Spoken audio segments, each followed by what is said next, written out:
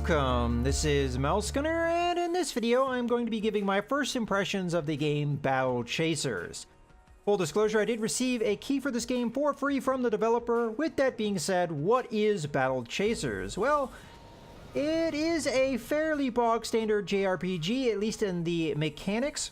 It is based upon a comic book series, one that I am not very familiar with, and so far I've only put a little under 2 hours into the game. But with that time, I do have a fair understanding of the mechanics, and I'm going to go ahead and try and showcase them to you in this video. So I'll be continuing from where I left off because I think it gives us a good opportunity to go over those mechanics and showcase what exactly Battle Chasers is all about. Now, as far as the game goes and what I've seen of it so far, there's two distinct modes of play. There is the overworld, which I'm currently in, and in here we can look around and we have this main town over here that you have a number of shops in, and we also have a current mission objective that we're looking to do. Now the dungeons themselves are, for example, we have one right here. If I hit A to enter here, I'll enter the dungeon. I'll showcase that in a little bit because we will have an opportunity to see a dungeon here, I think, in a little while.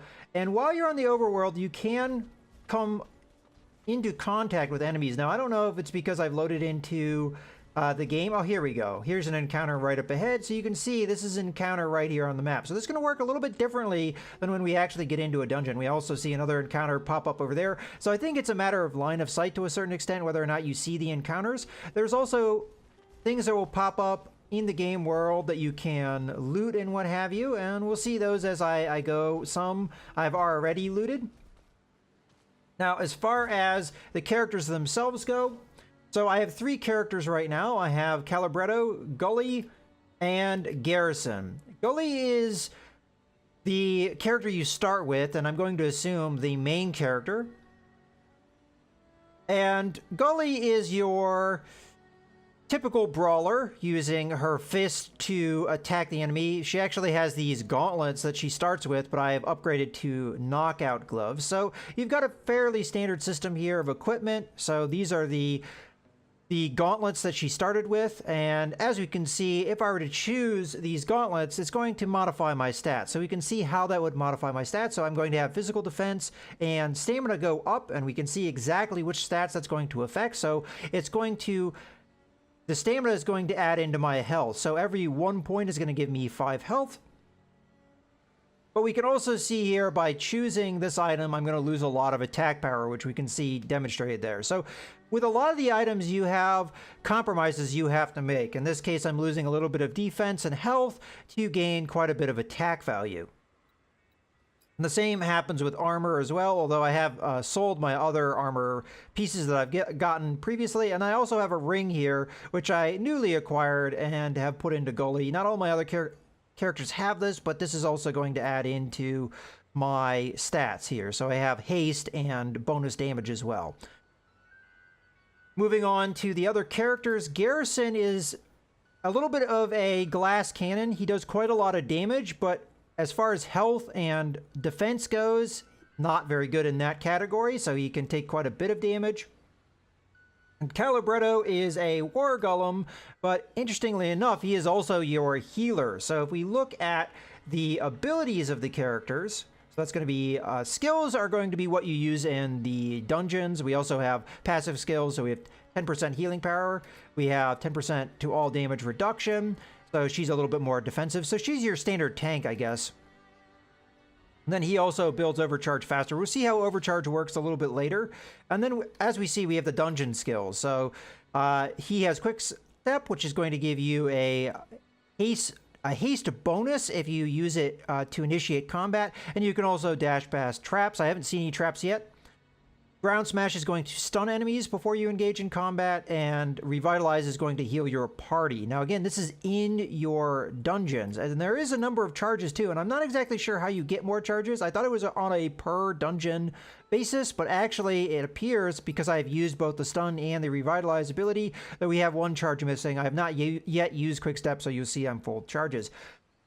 Now, the combat abilities is also going to be, again, this is going to be pretty bog standard. So you have your actions, and these are going to be your standard actions. So most characters are going to have a basic attack action, and you're going to have a defensive action. So in the case of Garrison here, we're going to do damage, and then we're going to gain overcharge. For the parry ability, we're going to reduce the damage by 40%, but we're also going to give him an attack buff afterwards. So it's a little bit of a different flavor to, for example, what Gully has, where she has defense, which is going to give her more of a defensive bonus, but otherwise she gets no other benefit. And then Jab, we have an amount of damage done, and then an amount of overcharge. And as you can see with Gully, she doesn't get quite as much overcharge as Garrison does, but Garrison does more damage as well.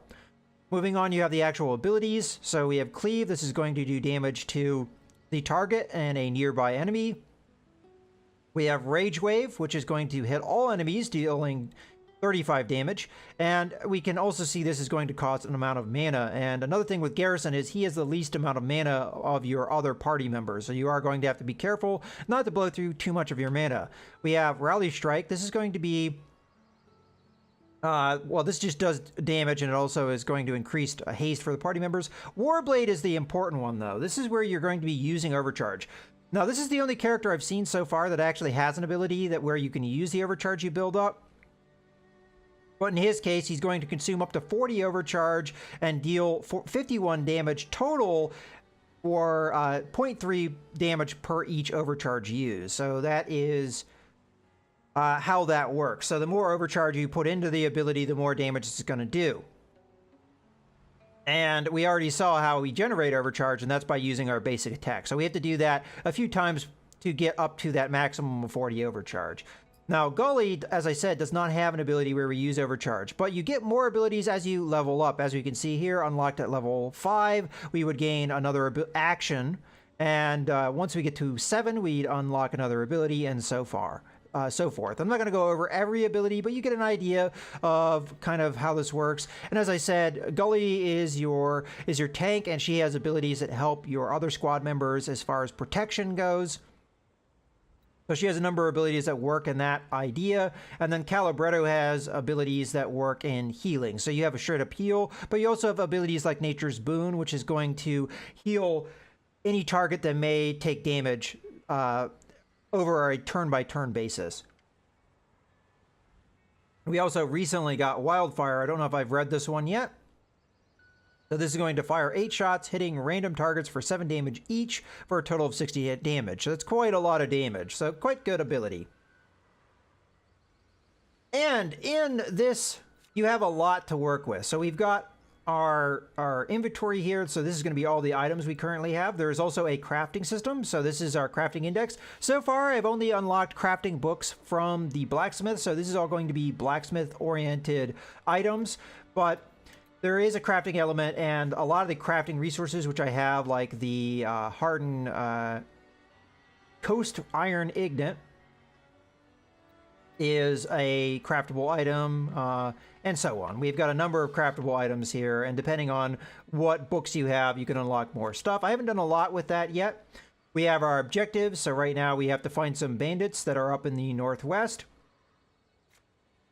We also have a bestiary, so this is a unique element of the game as well. As you encounter enemies, you're going to learn things about them. So when you first encounter an enemy, you're not going to have any information about them at all. You're not going to know how many hit points they have. You're not going to know anything about their abilities. As you fight them more and more, you're going to unlock knowledge. So the Ruins Bat here, I've fought enough times that I know enough about it to know pretty much everything there is to know. So when I encounter this enemy, I'm going to have all of the information available to me. But other enemies, like for example, the Bandit Gunslinger, I've only fought a couple times, so I don't have full knowledge on this enemy, so there's some things about it I don't really know. So as I fight this enemy more, I'll unlock more things about it. And I also have lore, the world that we're currently in, and we also have a fishing mini game that you can play. So I have my current rod and my current lure, and also the things that I've caught. I've only done this a little bit, so I caught a crab and a couple fish, I think. So you have a whole thing with that. I have no idea what you do with the fishery or the fishing in general, but it's something I just did to see exactly how it worked. All right, with that being said, let's go ahead and have a fight here so you can see how that works. This is going to be a fairly standard turn-based affair. We only have a couple enemies here. I have not fought the motivator at all. So the big element of the way that this combat system works is through the initiative system. So if you look over on the left side, we can see my characters. So right now it's going to be Calibretto. He's up to go. After him will be Gully. Then it will be the Wild Gunner, I believe it's called. And then it will be Garrison. And then it will be back to Calibretto. Now you might see the little Sparky dude here. He is casting an ability, and we see on the initiative phase him marked with a little red circle, and that denotes that he's going to be doing an attack. So he's cued an attack ability. So how does that work exactly? Well, every action or ability you use has a time that it takes to do.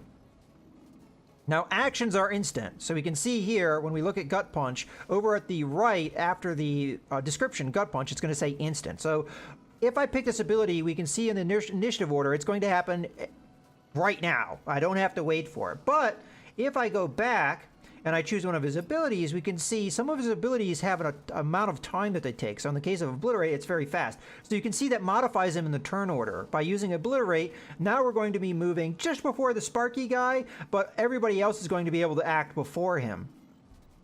Wildfire is also, I guess it doesn't really matter too much. Technically, Wildfire is slower, but the Sparky guy, his ability is so slow that we're not going to be going after him. We've got Healing Wave, and we also have Nature's Boon. So, as you can see, our two different time periods are either very fast or fast, at least for this character. And that's going to modify your initiative phase depending on what action you choose. Now, Gut Punch is usually a good item to start with. Because I don't know a lot about my enemies, I'm going to have to guess on which one would be best for this item. So I'm going to choose Gut Punch, and now I'm going to choose my enemy. So and I am using the controller for this, by the way. There are key bindings for the keyboard, but I kind of figured by the way that the game was laid out that it was designed for a controller, so I'm using an Xbox One controller, and so far it's been working pretty well.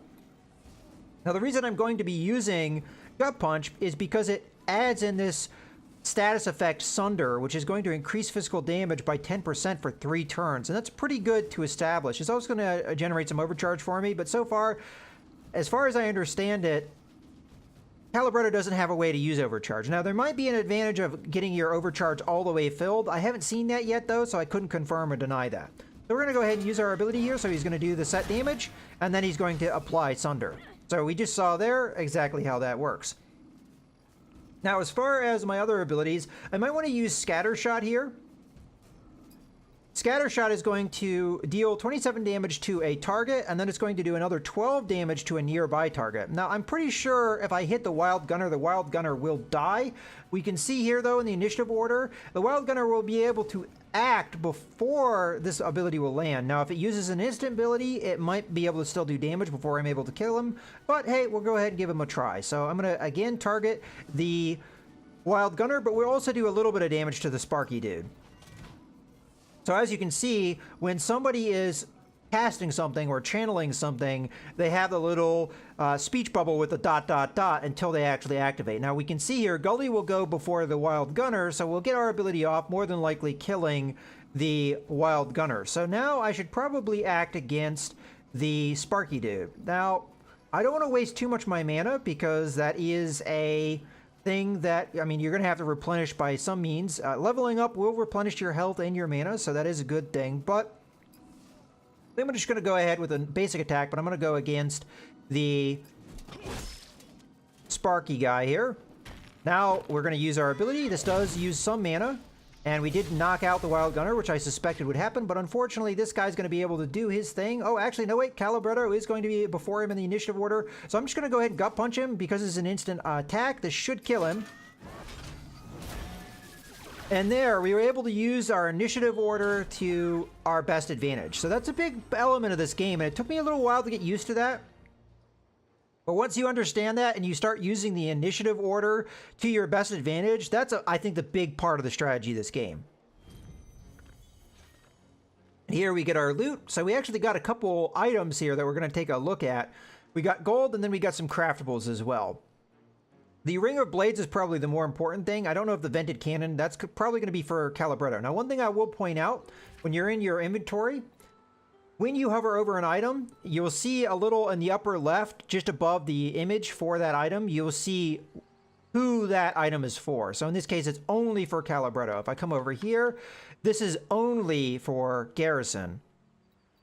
Let's see, the Vented Cannon is going to drop our crit chance, but bring up our attack value and our stamina. So the crit might be just a special thing that his particular weapon gave him. Some weapons actually give you some kind of special ability sometimes. Bonus damage and stamina. Well, I think I'm going to give that to... I'm going to give that to Garrison just because of his lower health. So let's go ahead and go to the equipment here. Switch over, and we're going to give him the ring. So this is going to give him a little bit of extra health. So now he's a little bit more on par with the other party members. And then let's switch over to Calibretto, and we're going to make our mind up on whether we want to use the Vented Cannon or not. So this is going to up our damage, which could be good. Our attack power goes up. Stamina goes up, but our crit chance is going to go down, unfortunately. Not a big amount, though, as we can see there. We're going to go from 5.8% to down to 5%. I don't think that's a big deal, and we also gain a lot in stamina here as well. So I'm going to go ahead and equip this item. Okay, so we're not doing too bad. We've buffed most of our character's health. All right, let's go ahead and continue. So our objective is going to be up north here, but I'm going to go ahead and counter this guy first. Because building up our experience is always a good thing. Now, the spider is a enemy I've already encountered, so I already have full information on it.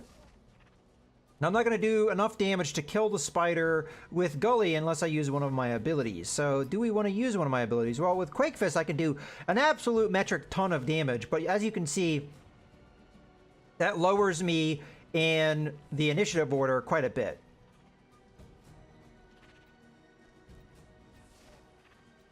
Now, from what I can see here, Scattershot will kill the spider. So I'm going to go ahead and try for that. Now, unfortunately, we do get shot by the bandit gunslinger. Because I know I'm going to kill the spider, I think I'm going to go ahead with a Swift Strike here, and I'm going to use that on the gunslinger. This is probably going to be enough to kill him. As a matter of fact, I don't know if using that ability that I used was actually a good idea. We're going to gut punch the gunslinger. That should kill him. And if it doesn't, oh, it didn't. Our ability here is going to finish off both the spider and the bandit gunslinger. So our ability actually did pay out there. Alright, so we get some more experience here. Not as much because the spider in particular is not that tough of an enemy. And mostly we're just going to get craftable items here. Okay, so I'm not going to go over that way. We're just going to go straight into the objective here because I want to showcase what the dungeons look like. So now we are at the Iron Outpost. The Iron Outpost, though in ruins, the former scale of this mighty fortress is evident. Nature has begun reclaiming the old stone, and the smell of moss weaves with the salted breeze swirling around the entrance. Now crawling with bandits, it's time to figure out what power is drawing looters and criminals to the ancient site.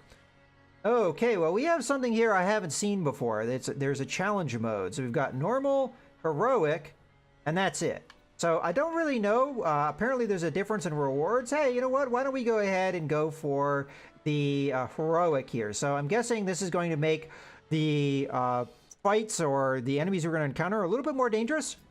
Let's enter the dungeon. So that is the first time I've ever done that. Challenge mode. So we'll have to see exactly what happens here. So far, I've found the game to be fairly easy. Hopefully, this will ramp up the challenge here a little bit. Now, I can use my ability with the X button here, now that we are in the dungeon mode. And I also have my stuns, and I don't know what traps look like, because I've never encountered one. Oh, what do we have here?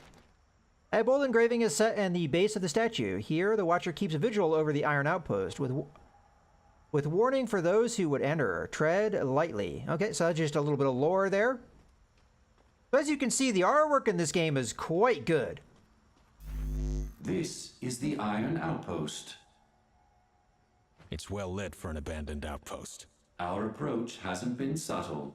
We should be prepared for resistance inside. When are we not prepared? Okay, you get an idea a little bit that there is voice acting in this game. Now, it's not all the time. There's some dialogues that happen, in particular in the town when you're talking to vendors, where there's not really much in the way of voice acting. Sometimes there is, sometimes there isn't. It depends on how important the conversation is. Okay, looks like we can enter this door, or we can walk right through it, apparently. I don't think that was supposed to happen, but all right. So we've got ourselves an ooze here, and a gunslinger. Now, again, I can use my ability to stun them ahead of time, but I have to keep in mind I only have so many. Now, that looks like a trap to me, this grate here, so I'm going to have to be careful. Let's go ahead and encounter this ooze, though. Now, the one thing about encountering enemies is oftentimes you don't know how many you're going to meet. You're going to know what one of them is that you're encountering. This is quite a bit of a leveled up slime. So as we can see, the green slime has a level. Now, I've fought green slimes before, so I know what they can do. We might be able to kill this guy outright if we use Quake Fist, but I don't think that's going to be necessary. Let's just go ahead and jab this guy. Okay, and we're going to follow him up with a Swift Strike as well, because I don't think we're going to be able to use any of our abilities to just kill him in one go. And if the slime use an ability, unfortunately it's going to be an ability that lands fairly quickly. So we know how much damage we can do with one of our abilities. As we can see, though, our initiative order, we will go after the slime. So as much as I could probably kill him in one go, I'm going to have to take whatever the slime's going to do against me here. So I'm just going to gut punch him. So if Calibretto had gone first, we would have actually been a little bit better off. So unfortunately, we got attack there and we got poison. Now, if I hold in the left trigger, we can see any status effects that may be going on right now. I can't do that on the enemy. Oh, actually, no, I can. So you can see, we already know about what this does. It increases the physical damage taken. But Slime is going to deal 5 piercing damage each tick. It has 3 turns remaining. So every time Garrison acts, he's going to take that damage. So obviously we want to finish this fight quickly, and we can do that by just jabbing. Boom, dead. So we don't have another tick happen. And there we go. So combats are fairly straightforward. Get our experience. Get our loot. Alright, I think I see another trap here. I don't know exactly how it's activated, though. I mean, I'm guessing it's a trap. Oh, I didn't see that one coming. So, all right, we got a hit there with a trap. Found some loot. All right, as you approach the fountain, a disembodied voice speaks. Care for a riddle, it asks. Okay, well, I guess we'll hear the riddle. I'm not necessarily good at riddles, all right. Channel me correctly, and through ranks you will rise, yet handle me poorly and it will lead to demise. What am I? Okay, so channel me correctly and through ranks you will rise, yet handle me poorly and it will lead to demise. Okay, so power, honor, beauty. I could see where power would fit. Handle power correctly and you'll rise through the ranks. Handle it poorly and it will lead to your demise. I mean, that makes a certain amount of sense. If you abuse power, then it can lead to your demise. Beauty, I mean, I guess that makes sense. Let's try power. You notice it wasn't the fountain, but a goldfish that was asking you questions the entire time. My friend, I see great turmoil in your future, it says. You need all the help you can get. It swims away out of sight. Okay, well, we opened a door with that. I don't know if we answered the riddle correctly. I'm going to assume we did. I'm going to have to keep my eye out for traps, though. Like, for example, it looks like there's a door trap here. Maybe. Okay, we got a number of items here, probably all of which are good. Let's go ahead and take a look at them. So I think oftentimes looking at them in the inventory. So we got bonus damage, stamina. Probably that would be a good idea to put on Calibretto because we already have similar items with my other characters. We also have, well, we just got this tunic, but it's not an upgrade. We already have that item that we're wearing. So I'm going to go ahead and add that on to Calibretto. So that's exactly what I'm going to do. And now everybody has a ring and is likewise upgraded. Now I could put that on Garrison, which would give him reduced attacking power. You know what? Actually, now that I think about it, that is probably the right call. So we'll switch this out. It's going to reduce his damage, but gain him a lot of stamina. And then Calibretto will gain in damage, and not so much in stamina. So now, Garrison isn't quite as much of a glass cannon as he used to be. Okay. Looking good. We got some slimes over here. Oh, I think the chain might mean that they're linked together. Interesting. Okay, so slime went first. Let's see what abilities we can use here. So we can do a lot of damage. We can do cleave, which will do damage to more than one enemy. Which honestly, I don't think is necessarily a bad call. So I don't think it matters which one we choose. I do want a gut punch here. Let's go ahead and gut punch the one that has queued an attack, with the hope that maybe we'll be able to stop it. Because we see Garrison's going to act before it gets to go. So with his, however much damage it was, 20-something damage, can we do enough damage to drop him down enough that that would kill him? I think we can. So just a basic jab here should do the deal. No, actually I didn't do my math very good there. That's all right. We managed to get a bleed effect, and that was the item in question. So we were just shy of being able to... Okay, that's quite a bit of damage. We might want to do our heal with Calibretto. We could also use our heal off map. Alright, so Healing Wave is going to heal for 96 health. That's quite a lot, and honestly, we're pretty close to needing that with Garrison. So I'm going to pick Garrison here. Okay, let's go ahead and jab to finish off the one that, well, it's going to bleed to death, so if I'm correct. Yeah, 6 piercing damage each tick, so it should die before it even gets to act. So we'll ignore it from here on out. I think a jab might be good here.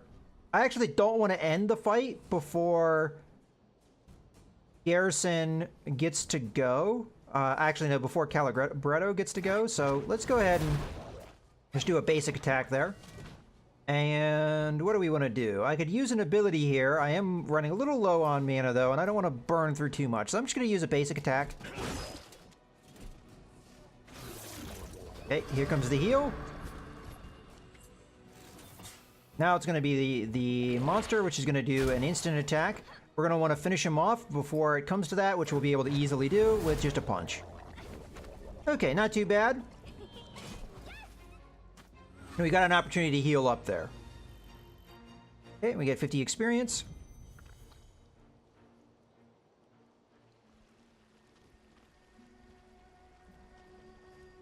Alright, this looks like just a treasure room, so this is going to give us lootables. Okay, History of the Iron Coast. Alright, well...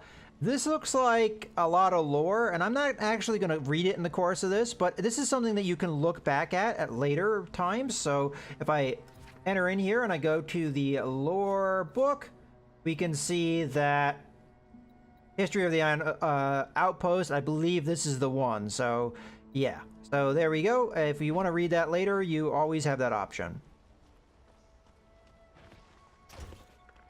Okay. I don't see anything else to manipulate here. Let's go ahead and have our fight here.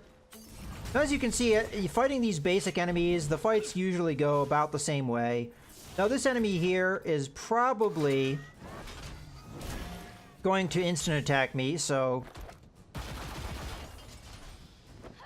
nothing I could do to prevent that particular damage. Now, as we can see, this guy has a lot of health. So we might want to just do Quake Fist here. Quake Fist doesn't take a lot of mana, and Gully does have a fair amount. So let's go ahead and do Quake Fist here, do a lot of damage, and then I'll just do a Swift Strike here, and maybe we'll get a kill. Okay, here comes the attack, and he's been knocked out. Perfect.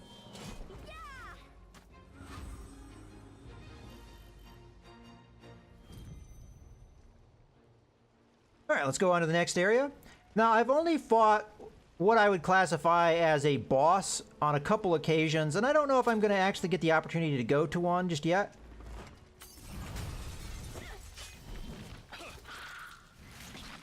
But as you can see, you get a pretty good idea of how the systems in play work here. Now, these characters, yet again, I can't take them lightly as much as I could in the game world because they are leveled up over what I'm normally used to dealing with.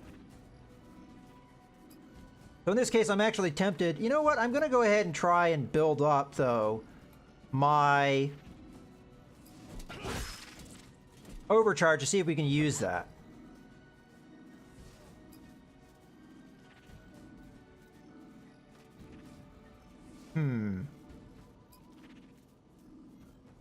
We use Quake Fist, it will kill it. Although there is always sometimes damage mitigation from enemies, so you can't necessarily guarantee that you're going to do the damage that it says you're going to do. I'm going to go ahead and queue this ability up. And then I'm going to gut punch the spider. That will make the ability do more damage, so when it does land, hopefully it will be enough to kill the spider. Okay, we've got poison. Okay, so Arcane Sick, and Sunder, so we know those are status effects. We did manage to kill the spider exactly. We're going to take the poison damage. Let's go ahead and take a look at this. So Magic Defense has taken a debuff, and then we also know what Sunder already does. So, okay, let's go ahead. As I said, we're going to try and build up our overcharge, and we might not get that opportunity to actually use it, but let's Gut Punch so we get that damage buff.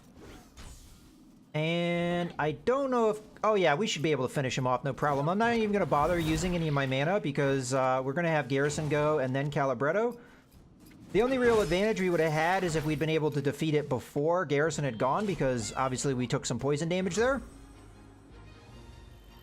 But otherwise not too bad, and we're getting really close to a level up. So another fight like that and Garrison will level up, and then we won't even have to worry about where his health or mana is. So probably want to go for broke and once we get to that. We've got some more lore here. Now I don't know what this does, but it could be a fast travel. Okay, that seems to be exactly what it does, and I'm going to guess that if you find another item like that, that you can use that to jump around in the different parts of the dungeon. So it looks like these are various rooms. So this is the most in-depth dungeon I've been into so far. Okay, so we've got a couple different enemies coming to attack me. And the one guy has stealth. Now, one thing I have learned with the stealth is that you can knock enemies out of it by using an ability that hits more than one. So if I use Cleave here, and I target this guy, because I can't target the other guy. I'm trying to, and I can't. But if I do this, it will knock the other guy out of his little stealth. Now, his own actions might do that too, but you know what? We're going to give it a go here. I'm going to go ahead and attack the... Now, these guys are kind of tough, so maybe I should use one of my abilities that gives me protection. So I know there's one, deals 40 damage, converting 75% of the damage into a damage shield applied to the most damaged hero. So I think that's going to be Gully, so that should defend her. Obviously, we have to wait for that to queue. I'm going to use my heal here. So we're going to do Healing Wave, and we're going to target Gully as well. Okay, so that took him out of the stealth, which is what we were looking for. Fortunately, they're going to go after Gully again. So we are going to definitely need that shield. Here comes the shield, and then also we're going to apply the heal. So we should be fine here. Okay, here comes in a little bit of punching here. So this is looking like a little bit of a tougher fight. I'm going to try and build up my overcharge so I can use it, because the damage we might actually need. Okay, in this case, I think we're going to want to go for broke and get as much damage out there as we can, and Quake Fist seems to do the deal, so let's go ahead. Oh, actually, Barrier is not bad here, because it does the 40 damage, but it also gives me shields, or continues to give me shields. In this case, it might go to Garrison, so I'm going to continue to go on the Bandit Brawler. And I might also continue to throw out healing as well, and this time I'm going to use it on Garrison, because I feel like he needs it. we're going to take some poison effect there. Take a little bit more damage on Garrison, so that heal is going to be important. Okay, I'm going to continue to build up my overcharge. Okay, we're going to give the shield there. Now we're going to heal. We got a little bit more complex of a fight on our hands. Okay, so we're almost to our Swift Strike numbers. Okay, so in this case, I think we can kill this guy with the Swift Strike. I'm at overcharge numbers. Oh, not quite. I'll finish him off, though, with a jab, just to be sure. Okay. Down he goes. We're going to gut punch here because I don't really feel like we need the health that badly. And that will give him a debuff so that when we do use our overcharge here, it will land really hard. Okay, good deal of health there. But if we all level up, it won't be that big of a problem. Okay, so we want Warblade. So this is going to do up to 55 damage, consuming our overcharge. Okay, unfortunately, we are going to take some damage. I'm going to just use Jab in this case to lower his health a bit. Okay, and for Calibretto, I'm going to go ahead and use his Healing Wave. We might not actually get a chance to get it off, but I think that we need it on Gully here. Alright, well, we really didn't matter because we did a ton of damage there. You had the 10% buff on top of the 55 damage, so that absolutely did a huge amount of damage. Alright, so as we can see, we leveled up and all of our characters now have new abilities, and on top of that, all the damage we had done to us, all the mana we used, that's all going to be recharged. So we can see that here in just a moment when I open this up. As we can see, full health, full mana, and we can take a look at our new abilities. So we gain Taunt. This is going to draw the next 3 attacks to Gully, reducing the damage for each by 10%. Generates 5 overcharge and an additional 5 overcharge when attacked. So that's a big way of gaining our overcharge on Gully, and it allows Gully to continue to do the tanking that you might want to build her character for. Well, honestly, her character is built for. Garrison gets Sting, deals 10 damage, and generates 20 overcharge, so that's a lot of overcharge. Applies a bleed, dealing 20 damage over 3 turns, stacks 3 times. So that's not a bad ability. I really like that one, and it is instant, just like any other action. And then finally we have Calibretto, who has Swift Cleanse. This removes up to 2 debuffs from a single ally. So things like the poison and what have you, we can remove that. So that's really good. Alright, well, I think I've done a decent job of showcasing a little bit of the game here and giving you an idea of my first impressions. So far, I like the game. Usually, I am not a big JRPG player. I have played some, enough to be familiar with these types of games. And if you're familiar with JRPGs, I think you'll fall right in with this game. You'll be fairly familiar with the systems. This game has really nice artwork and also has a pretty good soundtrack. So it has really nice production values. Can't really speak about the challenge or the story because I haven't experienced enough of it, only coming about 2.5 hours of played experience so far. But otherwise, I'd say pretty positive experience, and if it is the kind of thing you're in, you like, or the kind of game you're into, I think it's worth a look. In any case, I hope you guys have enjoyed the video. This is Mouse Gunner, signing out.